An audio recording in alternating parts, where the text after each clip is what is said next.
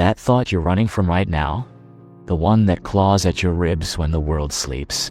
Tonight, we let it speak. And it says this: you are homesick for a life you haven't lived yet. You are thirsty for a feeling your screen can never quench. You are scrolling through a museum of other people's lives, pressing your nose against the glass, while the masterpiece of your own is waiting, untouched, in the studio of your own hands. Close your eyes, just for a second. Who actually dreams of a life measured in likes, of memories filtered through a lens, of a heart that beats to the rhythm of a notification? Nobody raises their hand for that. Yet here we are. Here you are, in the blue glow of another endless night, falling down a digital well, shouting into a void that only ever shouts back echoes. But here's the truth you can feel in your bones, in the quiet ache behind your eyes. Life is not happening on that rectangle of glass and light. It's happening in the space between your heartbeats when you're too captivated to even check the time. It's in the scent of rain on hot pavement, the strain in your muscles as you reach the summit, the uncontrollable laughter that leaves you breathless and never, ever gets posted online. That feeling, that is the antidote, and you are starving for it. Welcome to a different kind of late night. If you're listening to this, try feeling it instead. Some truths are too bright for the daylight. They need the quiet of the moon to be understood. You've been sold a sanctuary, that is a cage.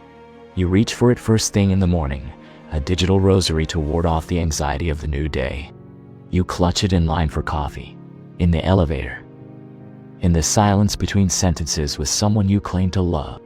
You believe it is connecting you to the world, but the world is right here. The world is the weight of this moment, the texture of it, the unrecorded, unuploaded, gloriously imperfect truth of it. Your phone is not a window. It is a painting of a window, and you have been admiring the brushstrokes for so long, you've forgotten what real air smells like. It offers you everything, and gives you nothing that lasts. It fills your hands so yours can't hold anything else. It fills your mind so your own thoughts can't find a place to land. It fills the silence so you never have to meet the person you are in the quiet. This is the great lie of our age, that you can be present in two places at once. You cannot. Your attention is not a river you can split into 1,000 streams. It is a laser, and every time you fracture it, you dilute the potency of your own existence. You are living a life of gentle anesthesia, scrolling to numb the pain of scrolling. It's a feedback loop of emptiness, and the only way out is to rip the IV from your own arm. Right now, you might be losing your life in one of these quiet thefts. The comparison heist, watching a highlight reel of a life you think you should be living, while your own beautiful, unedited life passes by unnoticed. The busyness trap, mistaking a flurry of digital activity for actual progress, confusing a cluttered screen with a cluttered mind, both equally devoid of real accomplishment. The numbness agreement, choosing the predictable comfort of a screen over the vulnerable, messy, and breathtaking risk of a real human connection. I get it. That little device is a shield. It protects you from awkward silences, from your own uncomfortable thoughts, from the terrifying responsibility of having to simply be with yourself. Your fear whispers, what if the silence is empty? What if you are boring? What if you look up and no one is there? That's fear, not truth. The most profound moments of your life will be utterly, magnificently phoneless. The kiss that steals your breath, the view that steals your words, the grief that cracks you open, and the joy that puts you back together. These moments are sacred, and you cannot curate a sacred thing. You can only live it. How to release the anchor. 3 shifts to turn your attention from a ghost to a living, breathing force. 1.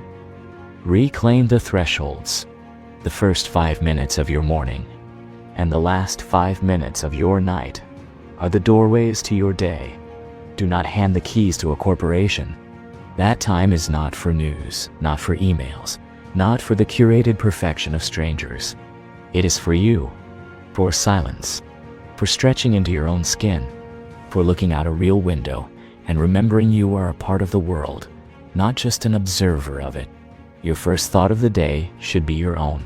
Your last thought should be a gratitude for something real that happened, not something you saw. 2.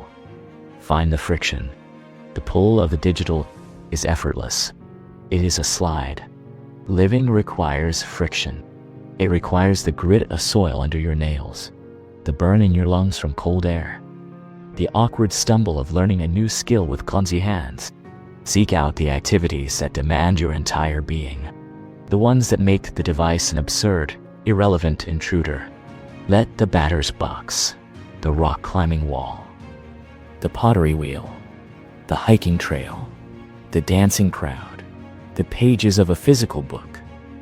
Let these things consume you so completely that you forget the other world exists. Your doubt is not a cage. It's the first tremor of wings, and it only happens when you are preparing to fly towards something real. 3. Cultivate a hunger for the authentic. Your soul does not hunger for pixels. It hungers for presence. It craves the unscripted conversation that goes on for hours. The shared meal where no one even thinks to take a picture. The spontaneous decision to drive until you get lost. Start to view your phone not as a tool for connection, but as a tool that must be mastered and put away so that true connection can begin. Let the ache of boredom be a signal that your creativity is about to birth something new, not a trigger to reach for a prepackaged distraction. Your restlessness is not a problem to be solved by a screen. It is a compass pointing you toward what you are truly meant to do. Your invitation to feel. Look at your life. Not the one on your camera roll, the one in your body. The memories that shine the brightest are the ones you didn't record. They are etched into your senses, not a server. The smell of that campfire, the taste of salt water after a wave, the feeling of a hand squeezing yours in the dark, that weight behind your eyelids. It's not just fatigue. It's the soul's exhaustion from watching a life instead of living one. That pressure in your chest isn't anxiety. It's your own potential pounding on the door, begging to be let out into the real, messy, magnificent world. So tonight, as you lie here in the dark, ask yourself, what is the one thing that makes you forget to check? What is the activity that dissolves time? That is not a hobby. That is a clue. That is a thread leading you back to yourself. This is not about quitting the internet. It's about claiming your right to be offline. It's about building a life so vibrant, so engaging, so utterly and completely yours that the brightest screen in the room pales in comparison to the light coming from your own eyes. Your life is waiting. It's in the next breath you take without looking down. It's in the next step you take without documenting it. It's in the courage to be bored, to be quiet, to be truly, wholly, unapologetically present. If this found you in the quiet hours, it's because some journeys need the cover of darkness to begin. Share this with someone who needs to remember what their own hands feel like. Subscribe for more reminders that the most powerful life is the one lived off screen. Until next time, look up.